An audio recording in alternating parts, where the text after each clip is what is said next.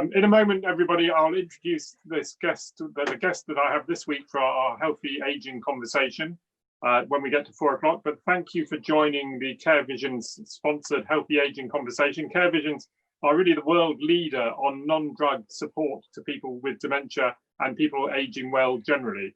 The idea is that we can find many ways to support people to live well without having to resort to drug interventions, which often aren't the solution. And we certainly know for dementia that there's no drug treatment that provides the answer. And there's an awful lot that can be done to support people to live well for as long as possible and to enjoy the life that they have and the community around them.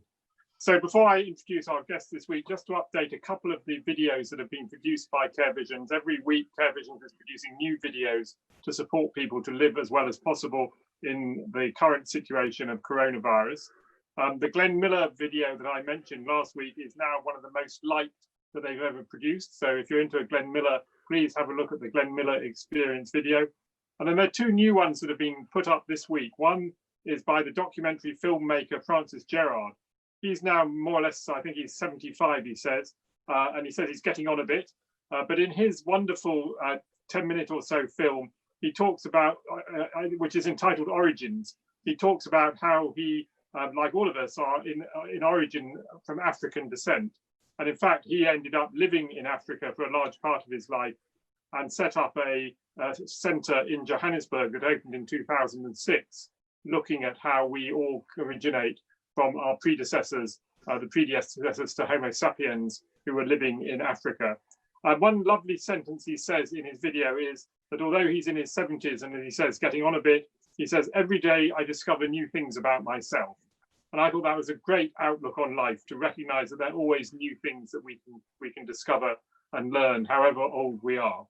And then the second new film that's up this week is about Thai food and Thai cooking, where Steph McConville, who's introduced many of the videos for Care Visions, introduces us to the street food of Thailand and brought back my visit to Thailand when she talked about the tuk-tuk taxis, which I'd forgotten about, but the little taxis that weave in and out amongst the traffic.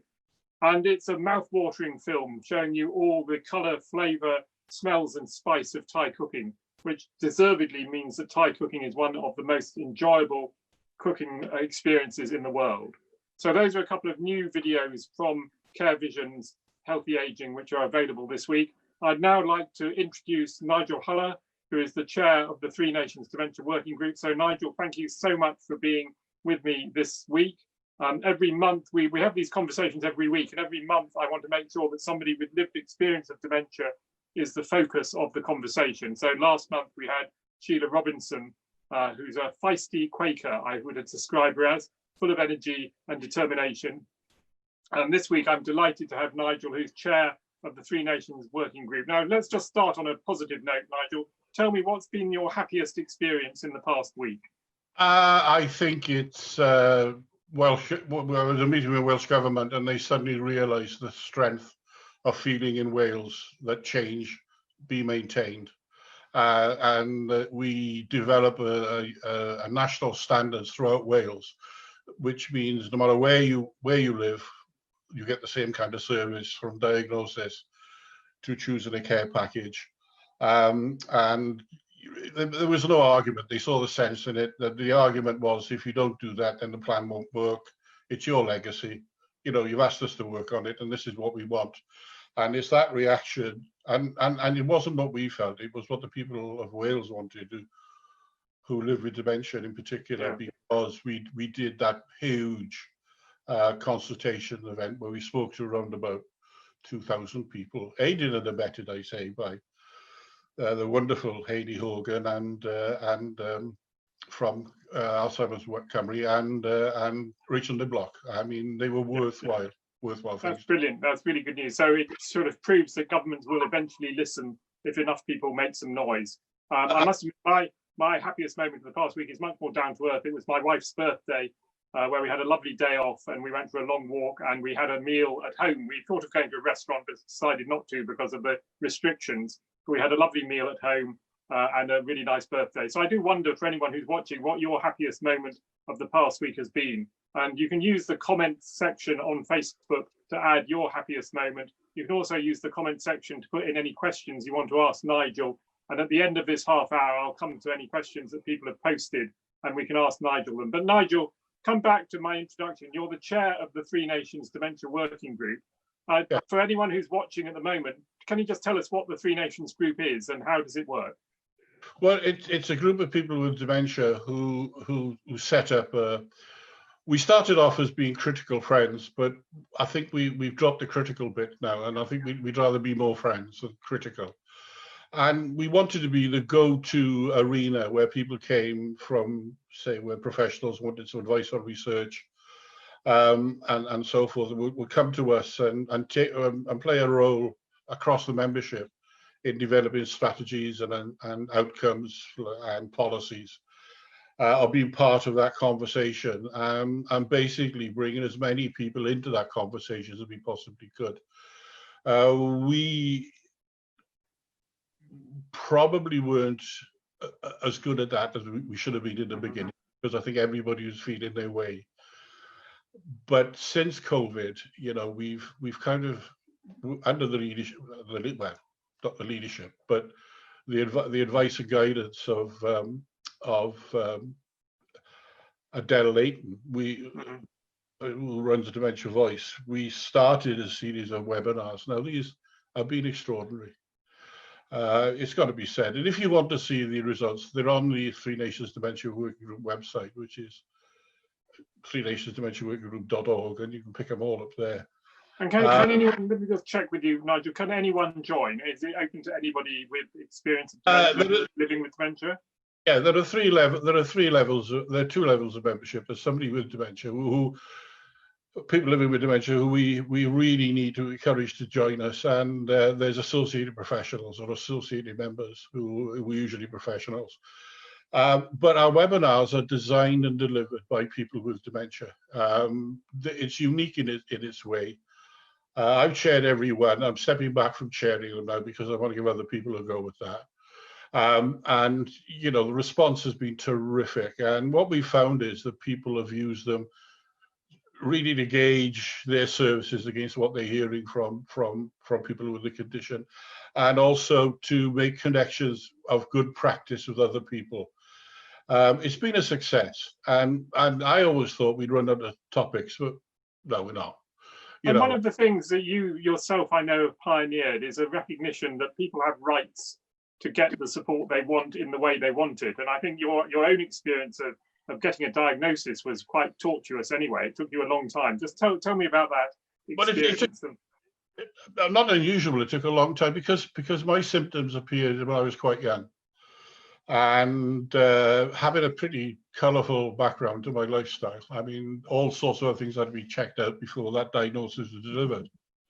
But I do think that it was unnecessary torture, because I was saying the same things to different people and then being shot around from consultant psychiatrists who I didn't understand why I was seeing a consultant psychiatrist. Was I mentally ill?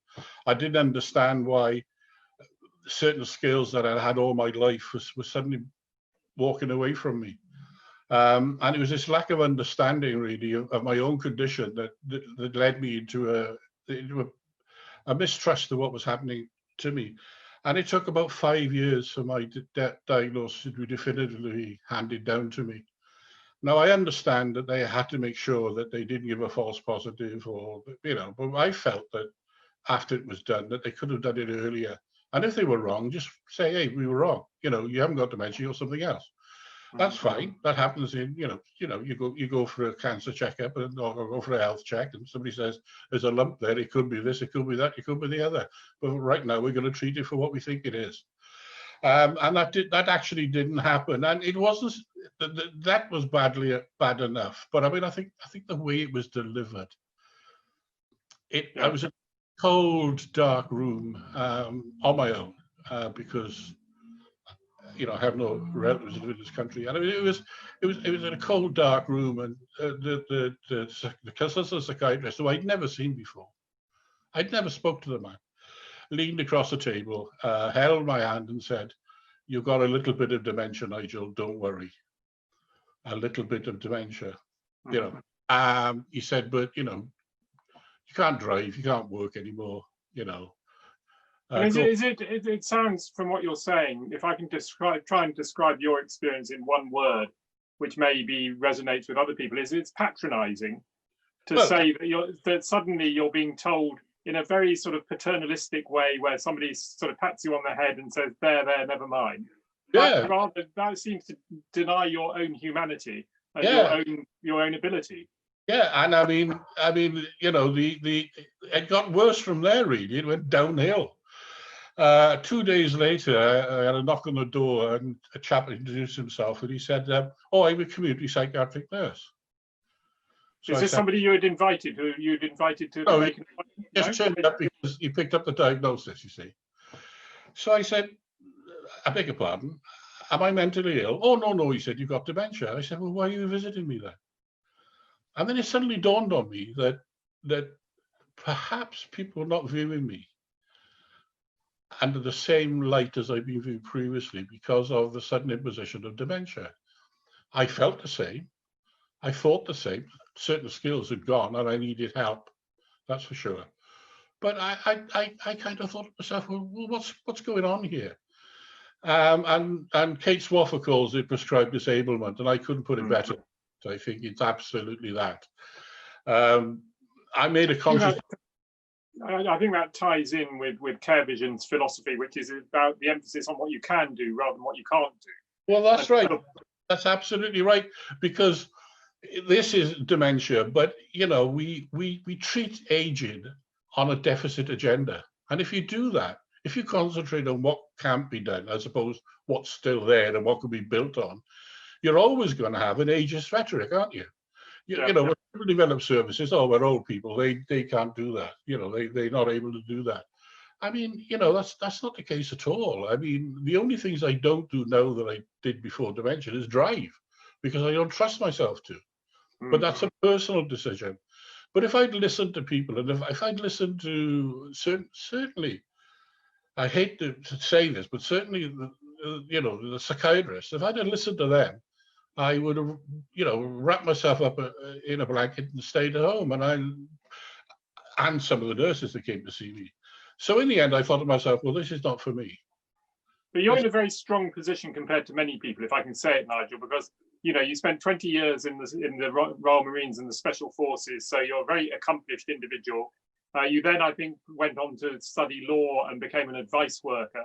So you understand the ability of people to stand up for their own rights, whether you're standing up for the country as an officer in the Special Forces or standing up for individuals as a rights worker. I imagine a lot of people don't feel confident to actually say to the psychiatrist or the doctor, I know better than you, because there is that sort of subservience, isn't there, where you assume that the doctor knows best. But they guarantee to know better than you, better than the doctors.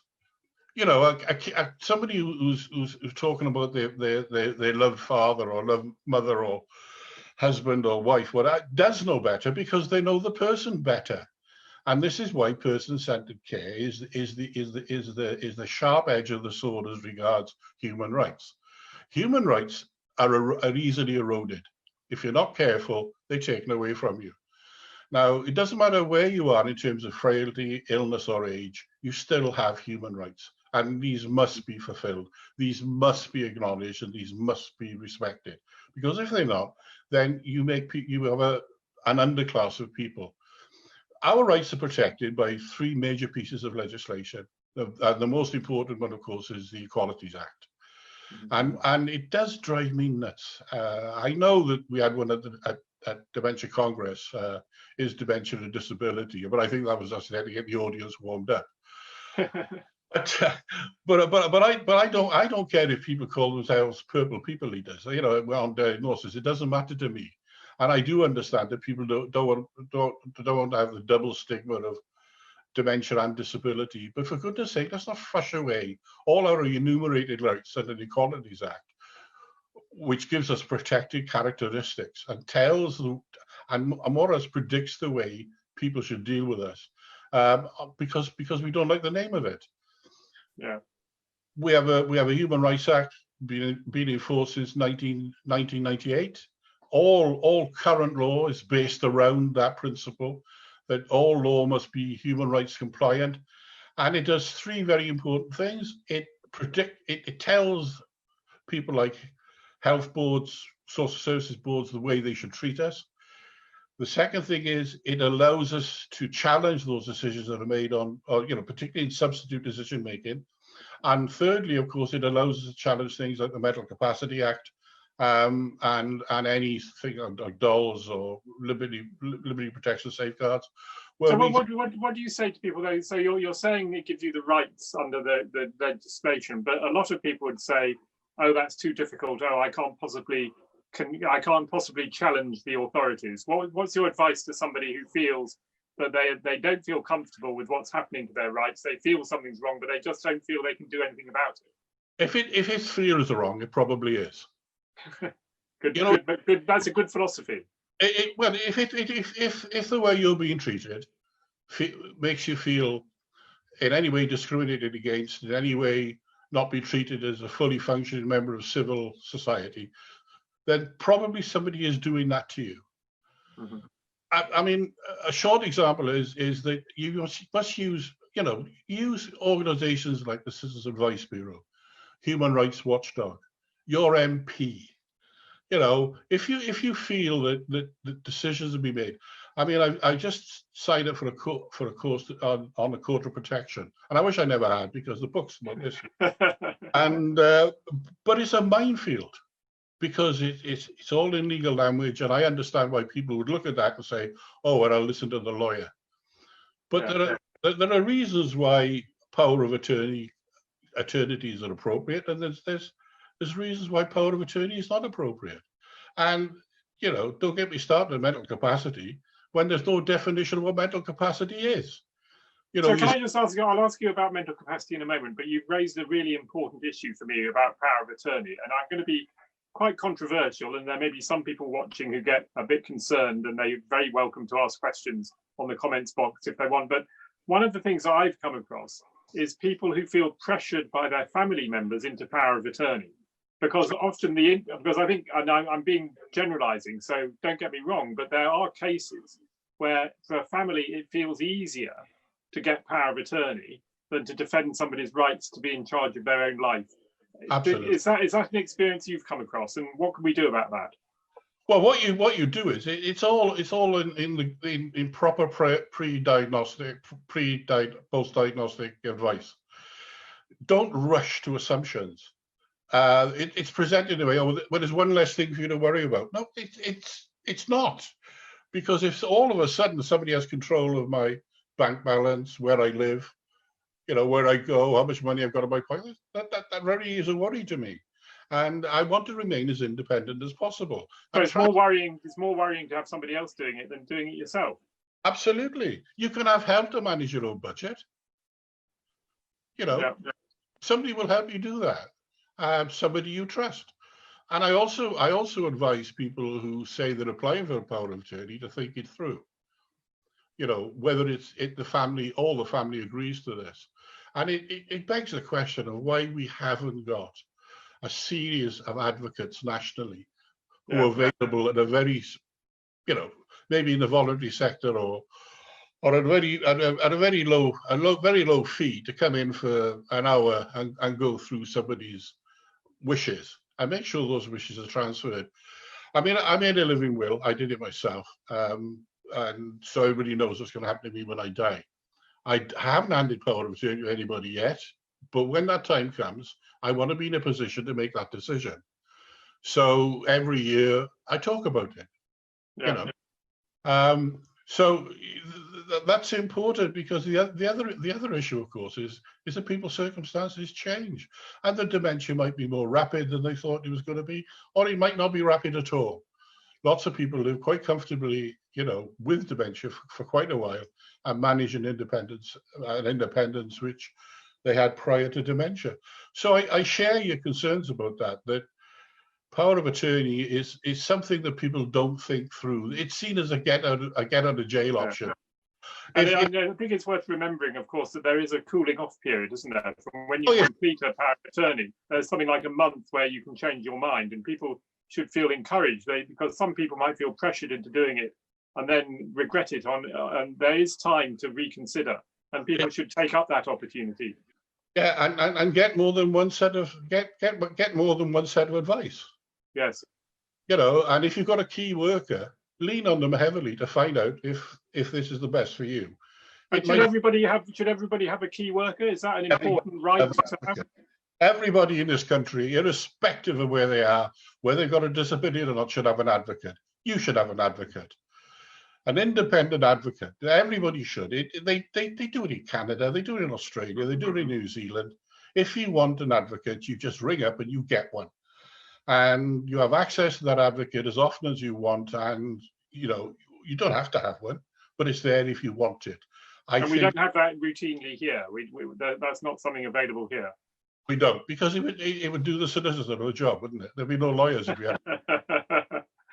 So there's a protection by the lawyers to get their fee for what they do. Well, of course, you know, I mean, you have to look at what people want as a legacy. Yeah. And it's very important. I mean, I sort of decided that I'd make a memory book before I start forgetting everything. And I'm glad I did, because I do forget things. I decided. Describe what you mean by a memory book, because not everybody will understand what you mean by that. Oh, but it's just putting important issues in my life, either down on paper or stapled into a ledger, so I could go through it and remember where I was in '74. Remember where, you know, it's very important when you've got that ability, and also that also encourages your living relatives to take part of that. Good. So that they have got something to remember you by, that they don't see what's at the end of this journey, but they see what's been at the beginning and all during your journey. Because we forget that, you know, any diagnosis of a disability is devastating. It goes through the family like a wrecking ball.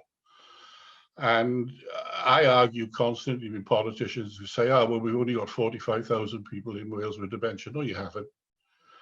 No, you haven't. And I've stopped using people with dementia as an abbreviation, and I've started using people affected with dementia. Because that includes the family members and the people who are associated with them. Absolutely.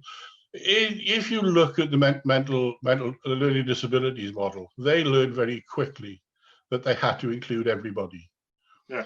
And look at where they've gone from the 70s and the 80s, when they were warehoused in great big institutions, to where they are now.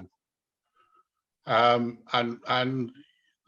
that's the kind of trajectory that dementia needs to take. It needs to be centered around the people, and it needs to be, first off, it is recognized as a disability, but it needs to be widely recognized as a disability. And picking up on that, Nigel, one thing you said a few minutes ago, which I wanted to come back to, is you said that mental capacity isn't properly defined. Just because people assume that mental capacity is a black and white issue, you either have it or you don't. That's not the case. No, it's not. You know, people are assumed to have mental capacity until they undergo a test which shows they haven't.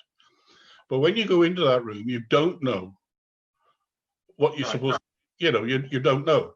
Because you make unwise decisions, doesn't mean, you know, how many unwise decisions you made in your life? Does that mean you haven't got any mental capacity? No, it doesn't. People are allowed to make unwise and foolish decisions. And people are allowed to take positive risks. I mean, you know, those, if you go and you're in a mental capacity assessment, an MCA assessment, and you say to somebody, well, I'd like to jump on an airplane without a parachute and see how long I can go before I use it. No, they'd automatically say, no, you don't do stuff like that. You know, and I spend all my money on cold girls and alcohol. No, you won't, you know. No. But if that's somebody's wish. Yes. That's somebody's wish. It's a really good point you're making. I remember visiting a care home not so long ago, and there was somebody who was not very advanced Alzheimer's in the care home. And I said, let's have a cup of tea. And I said, where's the kettle? And she said, oh, we're not allowed to have a kettle because we might burn ourselves. Well, she had been living at home on her own a few weeks before. And if it's a risk she wants to take to boil a kettle and make her own cup of tea, who's to deny her that risk? But under the sort of, and this is a concern I have, is, and I want to see if you share, is under health and safety, it's used as a blanket way of taking away people's rights. So, you know, health and safety means we're not allowed to let you have a kettle. There was another woman there who wanted to do some vacuuming because she liked cleaning, and she said she wasn't allowed to use a vacuum cleaner because it wouldn't be safe. How do we avoid health and safety being used as a blanket, stopping people to have the rights that they should have? Challenge it. I faced a very similar concern over a friend of mine, his wife, who liked to take a radio in, like most of us do. I love plays on the radio. We all do. It's of a certain age, and she had a little transistor radio which she used to take into a room in a residential care home, and she was told she couldn't do it because they didn't have staff to supervise her listen to the radio. Now this is what she did day in, day out. When she was at home, and it was causing quite distress. So, I mean, I went along and I said, well, can you show me your health and safety policy? No, they haven't got one. Right. No, they didn't have one. So they're just making it up. Of course, they're just making it up because it's easy for them to lock somebody's room with all the possessions in there and have somebody sat there, a passive recipient of care. Look, giving people their rights is not easy. It's hard work. The best, it's very difficult allowing people choice. But I think nursing homes get a bad press because the vast majority of them want to do that. They want to provide a great standard of care, equal if not better than the people would be receiving at home, because they are aware, they know the traumatic period of moving from their own home to residential care. My view is, and their view is, because I've spoken to them under the Kutch project, is that going into a nursing home should only be a change of address. Yes, that's a good way of looking at it. Everything else should be happening, but it's when you get,